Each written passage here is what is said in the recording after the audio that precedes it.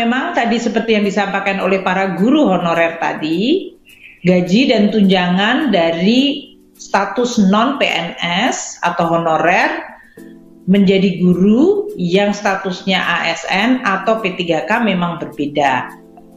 Kami tentu terus berusaha untuk mendukung langkah-langkah perbaikan kesejahteraan guru dengan tetap menjaga tadi kualitas dari para guru tersebut. Jadi kami senang bahwa dalam hal ini akan dilakukan rekrutmen melalui ujian dan kita berharap juga para guru bisa mempersiapkan dan tadi seluruh anggaran untuk rekrutmen dibiayai oleh anggaran APBN kita.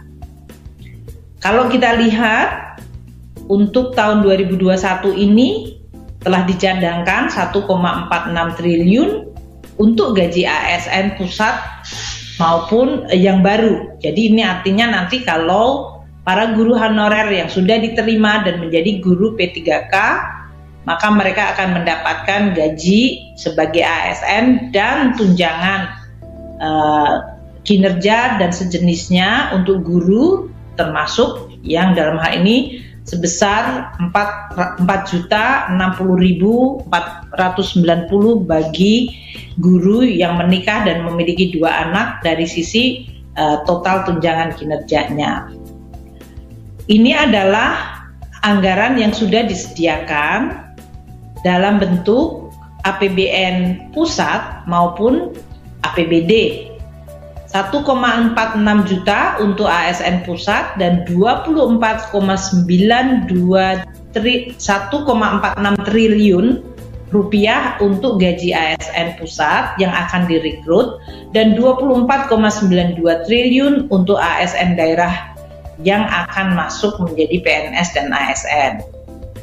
Kita mengetahui bahwa untuk pusat ini akan ada formasi 54.581, baik yang untuk CPNS 27.291 dan untuk yang P3K sebesar 27.290. Untuk daerah yang akan lebih besar, dalam hal ini untuk CPNS 119.094 dan untuk P3K tadi yang disampaikan Pak Wapres dan Pak Mendikbud akan ada rekrutmen sampai dengan 1.2.616 orang. Tentu kita berharap para guru yang tadi 1,6 juta yang statusnya sekarang honorer akan bisa melakukan persiapan sehingga bisa diterima dengan kualitas sesuai dengan ujian yang akan ditetapkan. Selain itu kami masih ada untuk P3K non-guru, yaitu tenaga non-kependidikan, itu masih akan ada formasi sebanyak 70.000 lebih. Inilah yang kita sediakan anggarannya hingga mencapai 24 triliun. Tadi yang saya sampaikan untuk atau 24,9 berarti sudah mendekati 25 triliun. Banyak pemerintah daerah mengatakan ya mereka akan rekrut kalau ada anggarannya, dan sekarang kami telah menyediakan anggaran. Tentu dengan demikian kita berharap akan ada perekrutan dengan tetap menjaga kualitas. Alokasi anggaran untuk pembayaran gaji tunjangan yang melekat pada gaji untuk tahun anggaran 2021 ini akan mencapai sebesar 58,8 triliun. Nah, mekanismenya tentu saja dalam hal ini sesudah formasi guru tadi ditetapkan di masing-masing kabupaten, kota, daerah. Kalau yang untuk tadi P3K daerah, maka kemudian mereka melakukan tadi sesuai yang disampaikan oleh Bapak Menteri atau Mas Menteri.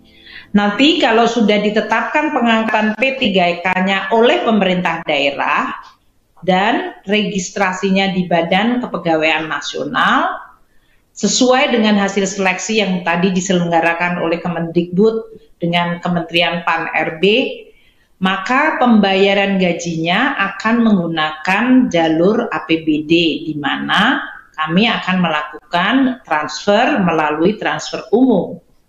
Dan penyaluran DAU setiap bulannya dilakukan sesudah pemerintah daerah menyampaikan realisasi belanja pegawainya.